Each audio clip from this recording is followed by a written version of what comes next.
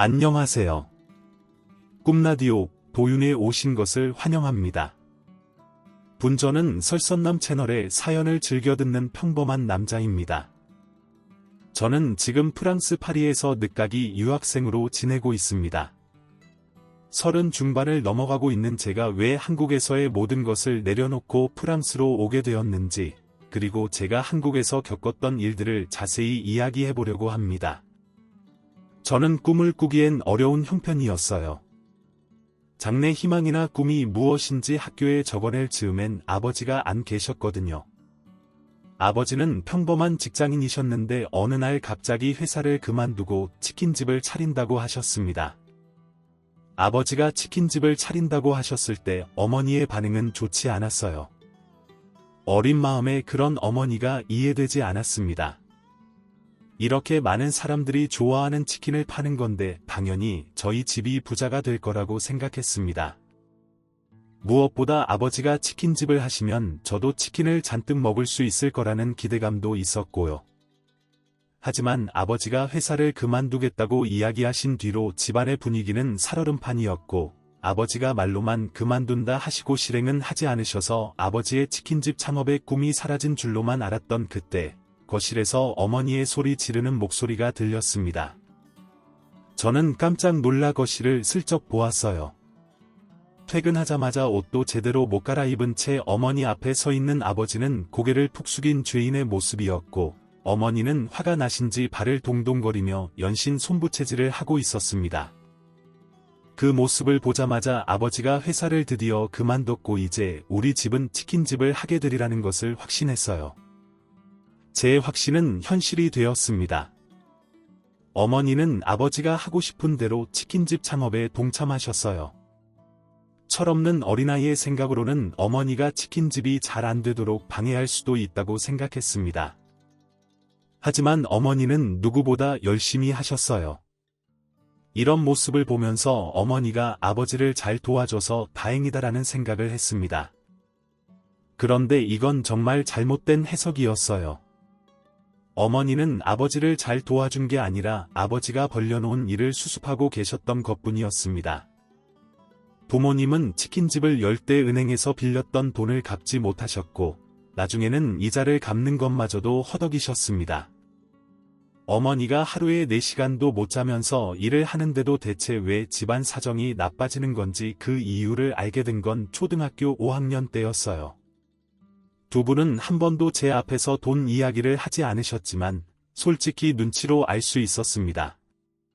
평소에는 아무렇지 않게 사주시던 간식을 머뭇거리신다든지, 집으로 날아온 공과금 고지서를 보면서 한숨을 푹푹 쉬신다든지, 이외에도 자잘한 것들이 모이면서 집안 사정이 어려워졌다는 것을 눈치채고 있었어요. 이런 부모님이 처음으로 집에서 돈 이야기를 하며 언성을 높이셨습니다. 어머니는 고지서 뭉텅이를 들고 아버지에게 가져다가 말했습니다. 이거 다 당신 앞으로 되어 있는 빚이야. 알고 있기는 해?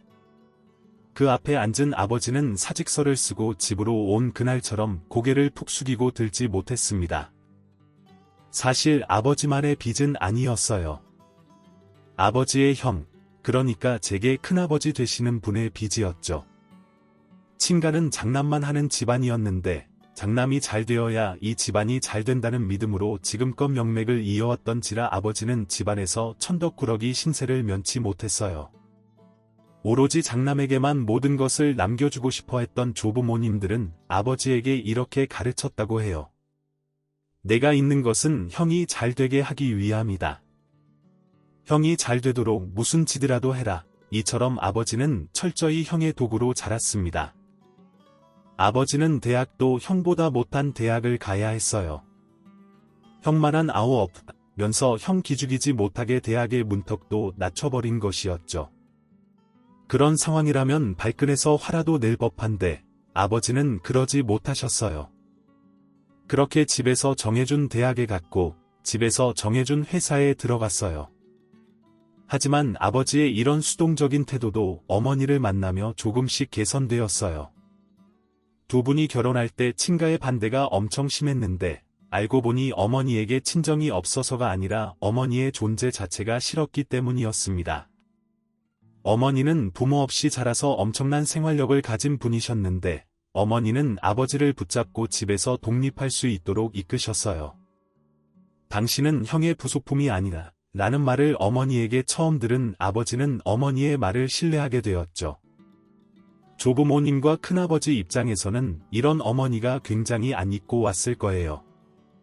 하지만 어머니는 굴하지 않았고 아버지를 조부모님에게서 분리해내는 데 성공했습니다. 어머니는 결혼한 후에도 조부모님이 아버지를 마음대로 휘두르려고 하지는 않는지 의심하고 경계했지만 몇 년이 지나고서는 잊고 사신 듯 했어요. 그런데 어머니는 그 경계를 그만둬서는 안 됐습니다. 아버지가 잘 다니던 회사를 그만둔 이유는 형 때문이었어요. 형이 새로운 사업을 하다가 손해를 봤는데 그 손해를 메꾸려면 아버지의 퇴직금이 필요하다는 것이었죠. 어머니와 함께 살면서 많은 것을 배운 아버지는 자신의 퇴직금은 줄 수 없다고 강력하게 말했지만 조부모님과 큰아버지는 물러섬이 없었어요. 아버지가 퇴직금을 주지 않으면 극단적인 선택을 해버린다는 둥, 이번 일만 도와주면 내가 우리 집안 장남이라는 등의 이야기를 통해 아버지의 마음을 흔들리게 했어요. 아버지는 형의 부족한 부분을 채워주는 부속품처럼 자라왔기 때문에 인정받고 싶어 하는 욕구가 강한 분이셨어요. 그래서 가족을 극단적인 선택으로 몰아가는 나쁜 아들이 되고 싶지 않았고 가족들을 살려낸 영웅으로 인정받고 싶어 했습니다. 또 이 문제만 해결되면 퇴직금은 금방 돌려줄 수 있다고 말했습니다. 아버지와 조부모님이 한 말은 물론 거짓말이었어요. 어머니에게 실망을 안겨주면서까지 회사를 그만두고 퇴직금을 가져다 주었음에도 집안의 장남은 여전히 큰아버지였고 아버지는 또다시 어린 시절의 천덕꾸러기로 돌아가 있었습니다. 게다가 이젠 더 이상 돈 나올 구석이 없다는 것을 알았기 때문에 아버지를 더 무시했어요. 그래도 아버지는 희망을 잃지 않았습니다. 큰아버지의 사업이 안정을 찾으면 금방 그 돈을 돌려받을 수 있을 거라고 했으니까요. 하지만 우리의 예상대로 그런 일은 일어나지 않았습니다. 큰아버지는 돈을 달라는 아버지를 향해 욕지거리를 내뱉었고 지금까지 도움을 준 건 생각도 못한 채 도움이 안 되면 산 같은 데 들어가서 머리 깎고 처박혀 있으라는 말까지 했어요. 이런 상황에 큰아버지와 조부모님은 아버지의 명의로 대출까지 받은 상황이었어요. 상황이 이렇게 될 줄 몰랐다며 눈물을 뚝뚝 흘리는 아버지와 맞은편에 앉아 두 무릎 사이에 얼굴을 파묻은 어머니. 어머니는 아버지를 품으셨습니다. 아버지가 왜 이렇게 행동할 수밖에 없었는지, 아버지의 판단력을 흐리게 한 것은 아버지 자신이 아니라 아버지의 환경이었다는 것을 인정하시고 부부로서 함께 살아가기 위해 최선을 다하셨어요. 아버지도 정신 차리신 것 같았습니다. 두 사람이 최선을 다해 살다 보면 언젠가는 좋은 날이 올 거라는 믿음과 확신으로 살아가던 그때 음주운전 차량에 치여 아버지가 돌아가셨습니다.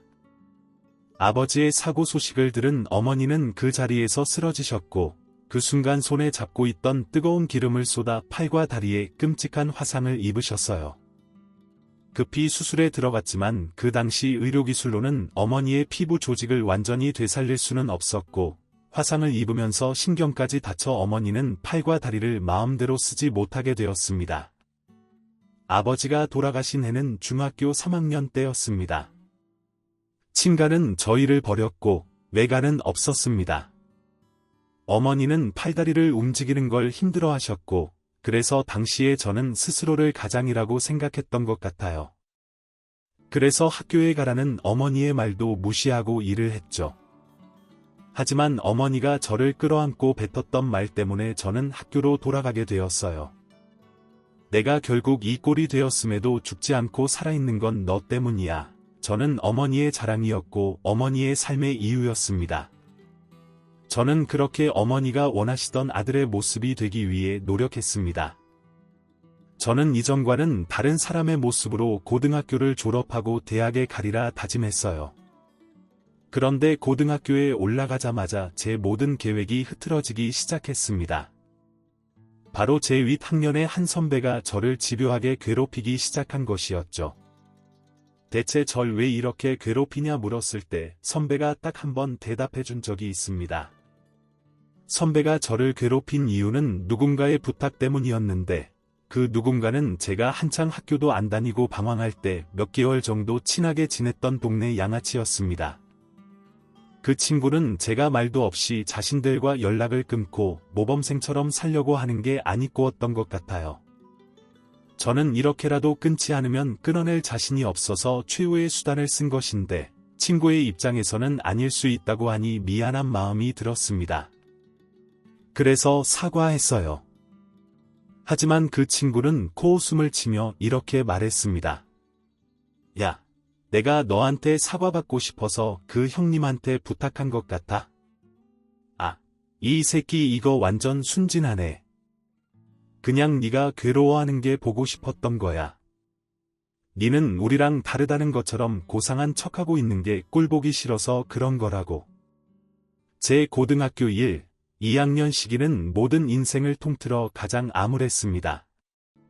선배의 괴롭힘과 더불어 어머니가 병으로 쓰러지셨거든요. 어머니가 쓰러지셨다는 소식은 학교에 있을 때 선생님으로부터 전해 들었는데, 학교에 나와 보니 모든 사람들이 저희 어머니가 쓰러지셨다는 내용을 알고 있더라고요. 그런데 저를 바라보는 친구들의 시선이 이상했습니다. 묘한 분위기에 주변 아무에게나 이유를 묻고 싶었으나 물어볼 사람이 없었어요. 왜냐하면 입학하자마자 시작된 괴롭힘에 친구를 한 명도 못 만들었거든요. 네, 저는 왕따였습니다. 그것도 정교 왕따요. 저를 처음으로 괴롭힌 사람은 선배였습니다. 선배는 쉽게 말해 일진이었는데 동급생들 중에 가장 서열이 높았어요. 선배가 한마디만 하면 다른 학생들은 벌벌 떨었고, 선배의 옆에는 알랑방구를 끼는 동급생 선배들도 있었습니다. 이런 선배였다 보니 선배를 따르는 1, 2학년들도 많았어요. 솔직히 이런 일진놀이는 중학교 때 끝나기 마련이고, 고등학생이 되면 약해지기 마련입니다. 특히 고3들은 공부를 해야 하기 때문에 1, 2학년들이 뭘 하든 신경도 안 씁니다. 하지만 그건 평범한 학교의 이야기였고, 제가 다니던 학교는 물이 좋지 않은 학교였기 때문에 아직도 중학교 때 버릇을 못 버린 녀석들이 많았어요. 그리고 1학년들 중에는 저를 괴롭히던 선배를 존경하는 녀석들도 있었습니다. 2학년 형이 조폭에게 스카우트를 받았다는 등 삼류 영화에서나 있을 법한 소문들도 많이 돌았어요. 선배의 괴롭힘은 집요했습니다. 솔직히 이런 사람들은 한 사람을 괴롭히다가 지루해지면 다른 사람으로 건너가는 게 일반적입니다. 그런데 저를 이렇게까지 괴롭힌 걸 보면 아무리 괴롭혀도 제가 꺾이지 않는 게 마음에 안 들었던 것 같아요. 16살에 아버지를 잃고 사랑하는 어머니를 책임져야 한다는 책임감이 있는 제게는 확실한 목표가 있었습니다. 저는 무사히 고등학교를 졸업해야 했고 대학을 나와야 했어요. 제가 학교에서 주먹다짐을 했다는 기록을 남기기 위해 제게 시비를 걸고 후배들을 시켜서 싸움을 하게 만들어도 저는 단 한 번도 주먹을 들지 않았어요. 저는 선배가 졸업을 하고 나면 괴롭힘이 좀 더 사그라들 거라고 생각했습니다. 그런데 이건 제 바람일 뿐이었어요. 선배의 명령으로 저를 괴롭히던 동급생들은 저를 계속해서 괴롭게 했는데 이것도 선배가 졸업하면 사라질 거라고 생각했습니다. 그런데 알고 보니 그 녀석들은 선배가 시키지 않아도 저를 괴롭히고 있었던 것이었어요. 이미 저를 괴롭히는데 재미를 보았고 재밌는 장난감을 잃고 싶지 않았던 거겠죠. 걱정이 됐습니다. 이제 고등학교 3학년인데 공부에 집중해야 했거든요. 그런데 이런 걱정은 생각보다 쉽게 해결되었습니다. 저는 고등학교 2학년 겨울방학을 지나면서 키가 비정상적으로 한 번에 쑥 컸습니다. 매일 성장통 때문에 잠도 못 잘 정도였죠. 방학이 끝나고 저를 본 같은 반 친구들은 제 키를 보고 입을 떡 벌렸습니다. 원래도 작은 키는 아니었는데 여기서 더 커서 184cm가 되었죠. 남자들은 티는 안 내지만 키를 은근히 중요하게 생각합니다. 키가 큰 사람만의 아우라가 있다 보니 키가 크면 일단 쉽게 건드리지 못해요. 그런데 선배와의 악연은 여기서 끝이 아니었습니다. 학력고사가 있기 일주일 전, 늦게까지 공부를 하고 집으로 들어가려는 저를 건장한 남자 4명 정도가 끌어당겼습니다. 저는 어두운 골목을 지나 공사가 중단된 폐건물로 들어가게 되었어요. 제 앞에 있는 사람은 바로 그 선배였습니다. 선배는 성인이 되어서 그런지 고등학생 때와는 다른 분위기를 풍기고 있었어요. 그리고 예전보다 좀 더 위험한 분위기를 풍겼죠. 작년까지만 해도 이렇게까지 두려운 마음이 들지는 않았는데 선배의 모습을 보니 순간 두려운 마음이 들었습니다. 조폭에게 스카우트 제안을 받았다는 게 진짜였나 보다라는 생각까지 들었죠. 저는 떨리는 목소리로 선배에게 왜 저를 이리로 데려왔냐고 물었습니다. 그냥 가슴이 철렁했습니다. 돈을 달라든지 다른 무언가를 바란다면 주면 그만이에요. 하지만 이유가 없다면 제가 할 수 있는 건 없어집니다. 저는 마음이 급해졌어요. 당장 일주일 뒤가 시험인데 여기서 선배에게 두드려 맞기라도 한다면 시험에 지장이 있을 게 뻔했습니다. 저는 선배에게 빌듯이 말했어요. 처음으로 선배 앞에 납작 엎드리는 순간이었죠. 제 모습을 본 선배는 영화 속 악당처럼 한참 동안 웃고는 갑자기 정색한 채 제게 말했습니다. 야 임마, 진작에 이랬으면 좋았잖아. 너 대학 간다며? 애들한테 들어보니까 좋은 대학 갈 것 같다고 꼰대들 기대가 장난이 아니라던데? 내가 학교에 있을 때는 고개 빳빳하게 들고 있더니 이제 좀 간절해지니까 머리를 바닥에 박으면서까지 비네. 야, 이 새끼 진짜 한심해 죽겠다. 너 이러면 머리에 든 거 다 날아가는 거 아니냐? 자존심이 상했지만 할 수 있는 게 없었습니다. 순식간에 끌려온 탓에 여기가 어디인지도 모르겠고 선배와 함께 있는 사람은 선배 포함 6이었습니다. 다들 건장한 신체를 가지고 있었고 저보다 키가 큰 사람도 있는 것 같았어요. 선배는 저희 어머니를 걸고 넘어지기까지 했습니다. 야, 너 만약에 대학 못 가면 어떻게 되냐? 다리병신이 니네 엄마한테 재수하는 거 책임져 달라고 할 거야. 진짜 애비도 없으면 너가 니네 엄마 먹여 살려야지. 당장이라도 저 입을 다물게 하고 싶었지만 그럴 수가 없었어요. 저는 일주일 뒤에는 시험만 생각했습니다. 시험만 잘 봐서 대학을 가고 어머니와 함께 이거지 같은 곳을 벗어나면 모든 게 해결될 거라고 생각했거든요. 그런데 선배는 이런 제 마음을 정확하게 읽었는지 제 가방에 있는 것들을 모두 빼앗아 불에 태워버렸고 책을 지키려는 책에 무차별적으로 발길질을 했습니다. 서러웠습니다. 내가 대체 왜 이런 취급을 받아야 하는지 억울하고 화가 났어요. 저는 소리치듯 물었습니다. 대체 나한테 왜 이러는 거예요? 순간 발길질이 멈췄고 선배는 이렇게 말했어요. 너는 도와줄 사람이 없잖아. 아무리 쥐어 터지게 패도 일러바칠 부모도 없으니까 편하지. 애비도 없고 애미는 있어도 넌 말 못할 거잖아. 안 그래? 그 후 선배는 슬슬 배가 고프다며 일행을 데리고 떠났습니다. 그때의 모멸감을 도저히 잊을 수가 없어요. 저는 그 자리에서 비틀거리며 일어나 찢어지고 타버린 책의 일부를 모아서 집으로 들어왔습니다. 평소보다 귀가가 늦어서 그런지 매일 깨어있던 어머니는 잠이 드신 상태였어요. 차라리 어머니가 주무시고 있어서 다행이라고 생각했습니다.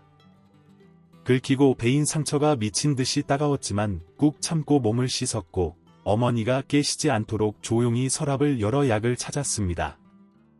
선배는 일부러 얼굴을 피해서 때리는 습관이 있었기 때문에 어머니에게 들키지 않을 수 있었어요. 그동안 제가 열심히 만들어 놓은 요점 정리 노트, 제 수험 생활의 모든 것이었는데 그게 사라지니 절망스러웠고 포기하고 싶었습니다. 하지만 어머니를 보면서 마음을 다잡았습니다. 그 후 불행 중 다행히도 시험은 잘 봤어요. 생각했던 것보다는 성적이 저조했지만 턱걸이로라도 제가 원하는 대학에 입학할 수 있을 것 같았습니다. 그런데 등록금이 제 생각보다 상상 이상으로 비싸더라고요. 제가 주저하자 어머니는 걱정하지 말고 원하는 대학에 가라고 하셨습니다. 그런데 저는 알고 있었어요. 어머니가 빚을 내서라도 제 등록금을 내실 거라는 것을요. 결국 저는 제가 갖고 싶었던 학교보다 2단계 낮은 학교에 장학금을 받고 들어갔습니다.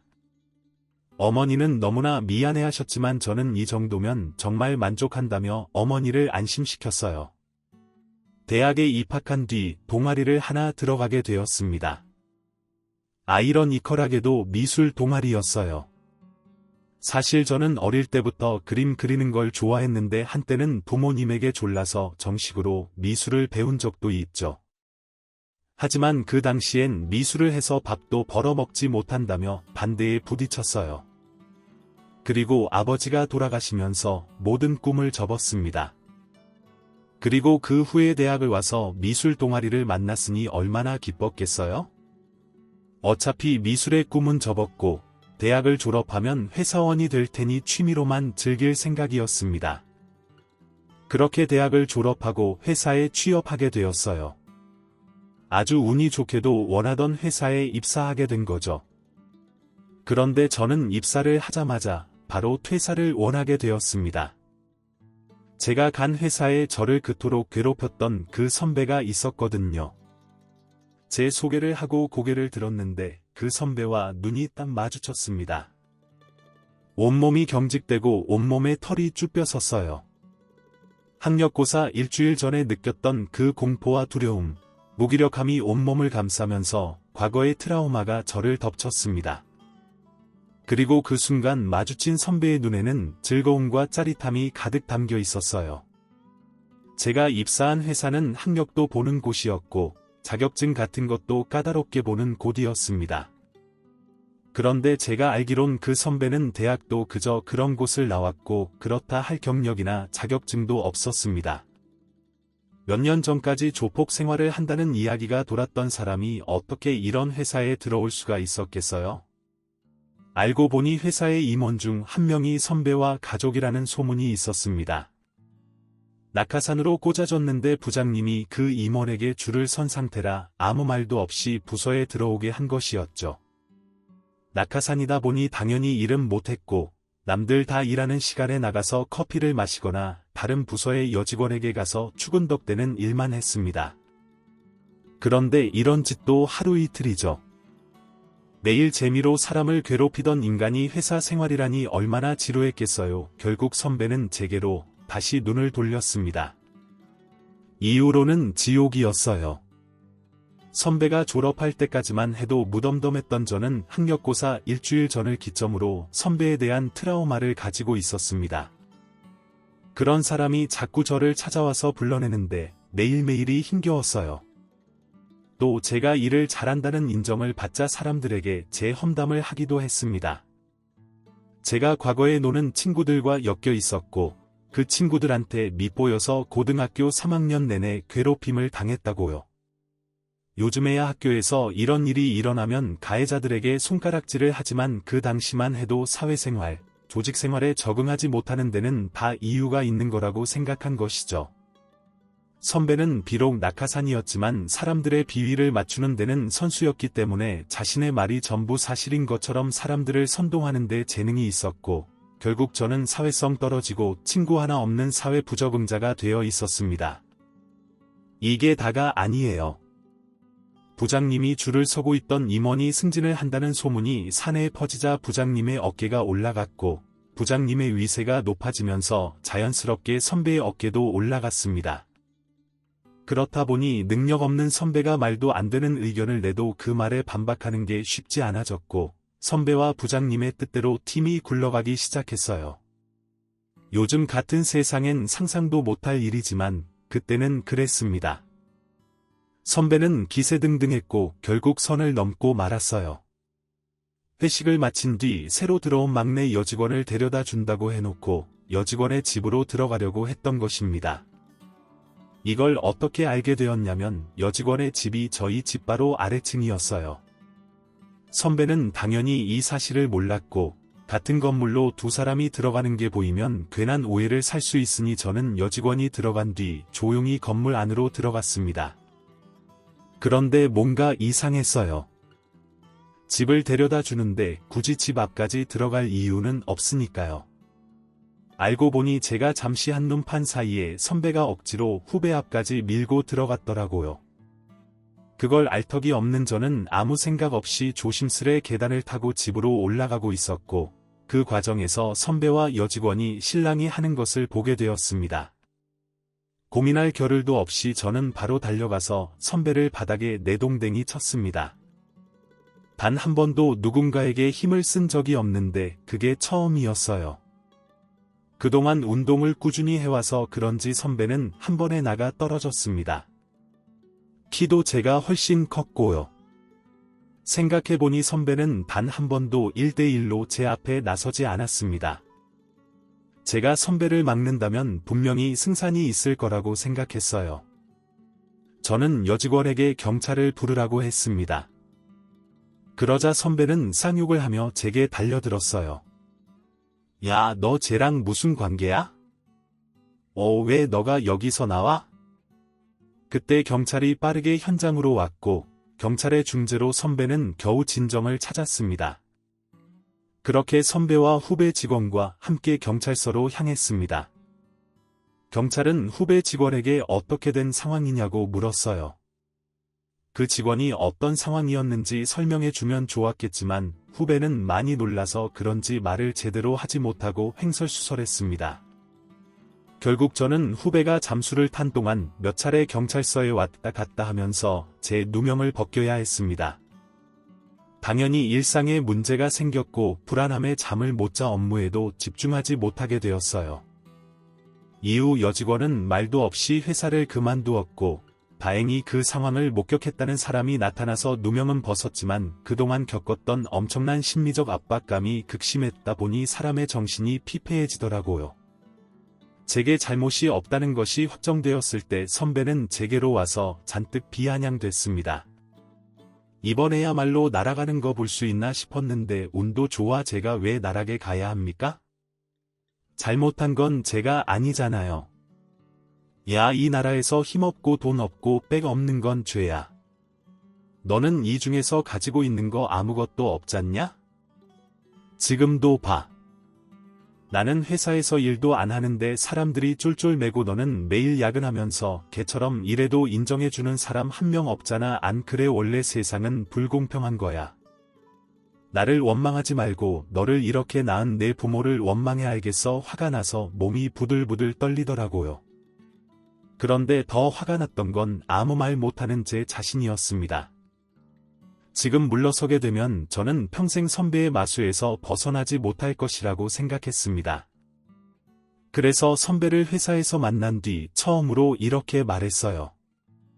제 부모님에 대해 함부로 말하지 마세요. 저는 제 부모님의 자식으로 태어난 것에 감사하고 한 번도 원망한 적 없습니다. 그리고 당신 같은 사람한테 그런 모욕적인 얘기를 들을 정도로 부족한 분들도 아닙니다. 야, 너 미쳤냐? 이후로는 저도 정신없이 그동안 느꼈던 불만을 토해내듯 말했습니다. 언성이 높아지자 주변 사람들이 저희 쪽으로 몰려왔고, 선배는 화를 이기지 못해 주먹을 들고 저에게로 달려왔습니다. 그래도 어른이라고 애써 본성을 참는 게 보였는데 재벌은 난 못 주잖아요. 사람들이 선배를 말리려고 했지만 이미 늦었다는 걸 알고 있었고, 저는 그대로 눈을 질끈 감았습니다. 피할 수 있었음에도 불구하고 피하지 않은 건 제가 선배에게 공격을 당하면 아무리 빽 있는 선배라 해도 징계를 피할 수 없을 거라 생각했기 때문이에요. 그런데 세상은 제가 생각했던 것보다 더 불공평했습니다. 분명히 맞은 건 저인데 제가 더 큰 징계를 받게 되었어요. 선배에게는 주의를 주는 것으로 끝났고, 저는 회사에서 물의를 일으키고 선배에게 대들었다는 이유로 감봉 조치를 받았습니다. 이후 저는 투명인간처럼 회사에서 철저히 무시당하기 시작했습니다. 저와 말을 섞으면 무서운 저주에라도 걸리는 건지 모두가 하나같이 저를 무시하더라고요. 선배의 악의적인 사내 정치 때문에 전 회사에서 마음 나눌 동료도 없었어요. 저를 안타깝게 여겨주는 사람이 있기는커녕 오히려 이렇게 말하는 사람까지 있었어요. 아, 저 사람 때문에 사무실 분위기가 이게 뭐야? 솔직히 안타까웠던 것도 하루 이틀이지 저 정도면 본인이 알아서 눈치껏 그만둬야 하는 거 아니야. 잘못한 건 내가 아닌데 왜 내가 피해를 보고 힘들어해야 하나. 억울했습니다. 그래서 퇴근 후 술을 진탕 마셨어요. 그렇게 만취한 상태로 집에 들어갔고 제 모습을 본 어머니는 깜짝 놀라셨습니다. 저는 어머니에게 죄송하고 부끄러워 차마 고개를 들지 못했어요. 어머니 죄송해요.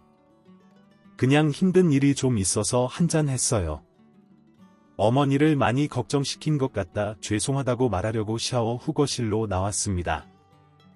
엄마 걱정시켜서 미안해. 그냥 요즘 회사에서 조금 힘든 일이 있어서 그래. 왜 회사에 가면 별의별 사람들을 다 보게 되잖아. 우리 회사에도 이상한 사람이 하나 있거든. 그런데 진짜 별일 아니니까 걱정하지 마. 진짜 별일 아닌 거 맞아. 어머니는 크게 한숨을 내뱉으시더니 그동안 마음에 담아두셨던 말씀을 하기 시작하셨어요. 네가 지금 회사에 들어간 지 반년이 지났는데 입사한 날부터 단 한 번도 얼굴이 좋은 적이 없어. 처음에는 회사에 적응하는 게 힘든가 보다 했는데 지금 보니 그것도 아닌 것 같구나. 대체 무슨 일이 있는 거야? 어머니는 제게 무슨 일이 있었는지 알고 싶어 하셨지만 저는 차마 이야기를 할 수가 없었어요. 고등학생 때부터 저를 괴롭히던 사람이 회사에서도 괴롭히고 있다는 말을 어떻게 해요? 제가 아무 말 못하자 어머니는 이렇게 말씀하셨습니다. 네가 너무 원했던 회사라는 거 알고 있어. 그런데 성준아, 엄마는 그 회사 다니지 않는 아들도 자랑스럽게 생각해. 우리나라에 좋은 회사가 얼마나 많은데 엄마는 네 편이야. 그러니까 너무 힘들면 내려놓아도 돼. 괜찮아. 눈물이 왈칵 차올랐습니다. 어머니에게 실망을 시킬까봐 그동안 아무 말 못하고 끙끙 앓았다는 걸 그제야 깨달았거든요. 저는 한참 동안 어머니 앞에서 울었고 방으로 돌아가 사직서를 썼습니다. 다음 날 아침품에 사직서를 아는 저는 그 어느 때보다 깔끔한 모습으로 출근을 했어요. 몇 달째 초췌하게 하고 다녔던 제가 멀끔히 차려입고 꾸민 상태로 온이 다들 눈이 휘둥그레지더라고요. 저는 제 자리로도 가지 않고 바로 부장실로 갔습니다. 부장님은 제가 다가오는 걸 보고는 기분 나쁘다는 듯 인상을 찌푸렸어요. 제 얼굴도 보지 않고 서류만 보는데 저를 얼마나 하찮게 보고 있는지 느껴지더라고요. 평소라면 상처받았겠지만 사직서를 낼 마당에 상처받을 이유가 뭐가 있겠어요? 부장님, 저 일 그만두려고 합니다. 마야 임마, 갑자기 그만둔다고 하면 네가 하던 일은 어떻게? 너 이렇게 책임감 없는 놈이었어. 이게 회사를 놀이터로 하나? 그딴 소리 할 거면 당장 나가. 하지만 저는 더 이상 기죽지 않았어요. 제가 하는 일이 어디 있다고 그러십니까? 업무에서 배제당한 지 한참 됐고 제가 여기 있어봤자 도움될 거 하나도 없는 것 같은데요. 뭐야? 너 지금 말 다 했어? 아니요. 다 안 했습니다. 이딴 회사 더 이상 못 다니니까 사표 수리나 해주십시오. 그동안 감사했다고 말하고 싶은데 아무리 생각해도 감사할 게 눈꼽만큼도 없어서 차마 말씀은 못 드리겠네요. 그렇게 말하고 문을 열고 나가려는데 부장님이 서류 뭉치를 저에게 집어던지면서 욕을 하는 게 들렸어요. 저는 부장님에게 관심도 갖지 않고 제자리로 갔습니다. 그리고는 제 책상을 정리하기 시작했어요. 바로 그때 선배가 나타났고 선배는 저를 비겁한 놈이라며 조롱했어요. 저는 선배에게 한마디 남겼습니다. 당신도 참 불쌍하네요. 뭐야, 이 거지 같은 새끼가 누구 보고 불쌍하대? 본인이 얼마나 못났으면 다른 사람을 괴롭히는 걸로 만족감을 얻겠어요. 당신 인생도 참 불쌍해요. 선배는 제 뒤에서 욕지거리를 해댔고 다른 사람들의 만류로 저를 따라 나오지는 못했습니다. 엘리베이터를 타려고 나오는데 다리가 후들거리더라고요. 드디어 트라우마를 이겨냈던 것이니 그럴 만도요. 그런데 너무 안도한 탓인지 엘리베이터 안에서 그만 들고 있던 짐을 쏟아버리고 말았습니다. 설상가상으로 엘리베이터에는 같이 탄 사람들도 있었고요. 짐을 쏟자마자 엘리베이터에 갇혀있던 남자 몇 명이 갑자기 옆에 있던 중년 남성을 감쌌습니다. 저는 고개를 들어 그 인물을 봤고 정말 깜짝 놀랐습니다. 제가 다니던 회사의 회장님이었거든요. 회장님은 저를 보고는 괜찮냐고 물어보셨어요. 저는 괜찮다고 말하며 후들거리는 다리를 겨우 세웠죠. 회장님은 제가 쏟은 물건을 흘끔 보고는 이렇게 물으셨습니다. 일을 그만두는 건가? 회장님은 그 자리에서 허리를 굽혀 제 물건을 함께 정리해 주셨습니다. 제가 하겠습니다. 회장님 아이고 아닐세. 그동안 우리 회사를 위해서 열심히 일해준 사람의 마지막 퇴근길인데 이 정도는 도와야지 더 좋은 회사로 가는 거라면 좋겠네. 회사를 다니면서 처음 받아본 따뜻한 말이었습니다. 그런데 그때 회장님이 제 가족 사진이 담긴 액자를 들고는 멈칫하셨어요. 그러고는 물으셨습니다. 아니 이 사진 속의 사람과는 어떤 관계인가? 제 아버지입니다. 제가 어릴 때 돌아가셔서 어릴 적에 함께 찍은 사진으로 가져다 두게 되었어요. 그런데 회장님은 놀라운 말을 하기 시작하셨어요. 혹시 아버지 성함이 김서자 환자 되시나? 아니 그걸 어떻게 아셨습니까? 회장님은 저에게 잠시 시간을 내달라고 했고 자신의 이후 일부 일정을 취소하기까지 하셨어요. 회장님이 이렇게까지 하실 정도면 아버지와의 인연이 보통이 아닐 거라고 생각했습니다. 그런데 아무리 생각해봐도 제 아버지는 정말 평범한 분이셨어요. 이런 거물 같은 사람과 엮일 뿐이 아니었습니다. 저는 회장님의 맞은편에 앉아 어떤 말을 하실지 기다렸습니다. 어디서부터 말을 해야 할지 모르겠군. 그래 그것부터 이야기를 해야겠지. 회장님은 아버지와의 인연을 들려주기 시작하셨습니다. 아버지와 회장님은 같은 중고등학교를 나오셨다고 해요. 회장님은 국민학생 때 크게 알아 몸이 또래보다 많이 왜소한 편이셨습니다. 그렇다 보니 친구들에게 놀림과 괴롭힘을 많이 받았다고 해요. 회장님이 동네 아이들에게 괴롭힘을 당하고 울면서 집에 돌아가고 있으면 제 아버지가 회장님은 데리고 그 아이들에게로 달려가 응징을 해주었다고 합니다. 아버지는 어렸을 때부터 키가 크셨거든요. 아버지는 약한 아이를 괴롭히는 것은 비겁한 행동이라며 회장님에게 어려운 일이 있을 때마다 지켜주었어요. 이뿐만 아니라 아버지는 회장님의 할머니가 편찮으실 때 쏜살같이 달려와 할머니를 업고 병원에 모시고 갈 정도로 도움을 많이 주었다고 합니다. 회장님이 어렸을 적 가정 형편이 좋은 편은 아니었는데 운이 좋게도 미국에 있던 친척분에게 도움을 받아 미국으로 유학을 갈 수 있었다고 해요. 제 아버지에게는 꼭 미국에서도 연락하겠다고 이야기한 뒤 유학길에 올랐고 아버지에게 끊임없이 편지를 보냈지만 답장은 받지 못했다고 합니다. 저는 그 이유를 들려드렸어요. 아버지가 가족들에게 그동안 어떤 취급을 당했는지 돌아가실 때까지 얼마나 힘든 인생을 살았는지요. 회장님은 아버지의 소식을 듣고는 눈에 맺힌 눈물을 닦아내셨습니다. 회장님은 이렇게 말씀하셨어요. 형님은 참 헌신적인 분이었지.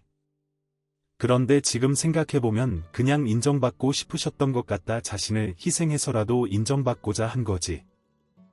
아유 참 딱한 사람. 회장님의 이야기를 들음으로써 아버지에 대한 생각이 많이 바뀌었습니다. 아버지가 우유부단하고 바보 같아서 사람들에게 이용당한 것이라고만 생각했는데 아버지는 사랑받지 못해 외로웠던 사람이었던 것입니다. 회장님은 아버지에게 받은 은혜를 지금이라도 갚고 싶다고 하셨어요. 저는 아버지가 한 일에 대한 대가를 제가 받을 수는 없다고 말했지만 회장님의 간곡한 부탁을 더 이상 거절할 수는 없었습니다. 그러던 중 왜 회사를 그만두려고 하는지에 대한 이야기를 하게 되었습니다. 제 이야기를 들은 회장님은 화가 머리끝까지 나셨고 그날 바로 인사팀에게 조사를 시키셨어요. 그 과정에서 부장님과 선배의 행동이 드러났고 부장님과 선배는 퇴직금도 없이 잘렸습니다. 게다가 부장님이 믿었던 그 임원도 회장님의 칼날을 피할 수는 없었어요. 회장님께서 단호하게 그 임원도 잘라버리고 말았습니다. 이후로는 사내의 대대적인 물갈이가 시작되었습니다. 물이 고여 있으면 언젠가 썩기 마련이지 물이 다시 흐르게 해줘서 정말 고맙네. 회장님은 일이 있은 후 저희 집에 찾아오셨습니다. 아버지와 고등학생 때부터 만났던 어머니는 회장님은 알아보고는 크게 반가워하셨고 두 분은 오랜만에 재회의 회포를 푸셨습니다. 회장님의 호의는 여기서 끝나지 않았어요. 회장님은 제게 혹시 꿈이 있느냐 물었습니다. 저는 없다고 이야기했어요. 그런데 한참 생각을 해보니 제가 놓치고 있던 꿈이 있더라고요. 바로 미술이었죠. 저는 회장님께 미술에 대한 꿈이 있다고 말씀드렸어요. 그러자 회장님은 대뜸 제 앞에 프랑스 파리 비행기 티켓을 내미셨습니다. 자신이 지원해 줄 테니 해외에 나가서 마음껏 유학하고 오라면서요. 처음엔 거절했지만 회장님의 강력한 뜻에 따라 유학길에 오르게 되었습니다. 나도 누군가의 도움이 없었다면 지금 이 자리에 있을 수 없었을 거야. 누군가에게 받았던 은혜를 갚지 않으면 나 또한 고인물과 다름없이 되겠지. 내가 지금 가지고 있는 것을 자연스럽게 흐르게 하는 것이 내 인생의 모토이네. 그러니 너무 부담스러워하지 말고 내 지원을 받아주게 듣자 하니 미술의 소질도 있다면서 저는 회장님에게 제가 그럴듯한 성과를 내지 못하면 당장 한국에 돌아오기로 약속 다짐을 하고 유학길에 올랐습니다. 그리고 지금은 프랑스에서 유학을 하며 예술 활동을 하고 있습니다. 든든한 후원자 덕분에 행복한 예술가로서 살고 있어요. 저를 괴롭게 했던 과거는 지나가고 이제야 인생의 빛이 드네요. 이제 곧 아버지의 기일이 다가옵니다. 이번엔 회장님과 어머니와 함께 아버지에게 찾아가는데 하늘에서 우릴 지켜보고 계실 아버지가 얼마나 기뻐하실지 어서 가서 아버지를 뵙고 싶네요. 그럼 지금까지 사연 들어주셔서 감사합니다. 사연이 재미있으셨다면 구독과 좋아요 부탁드려요. 감사합니다. 안녕히 계세요.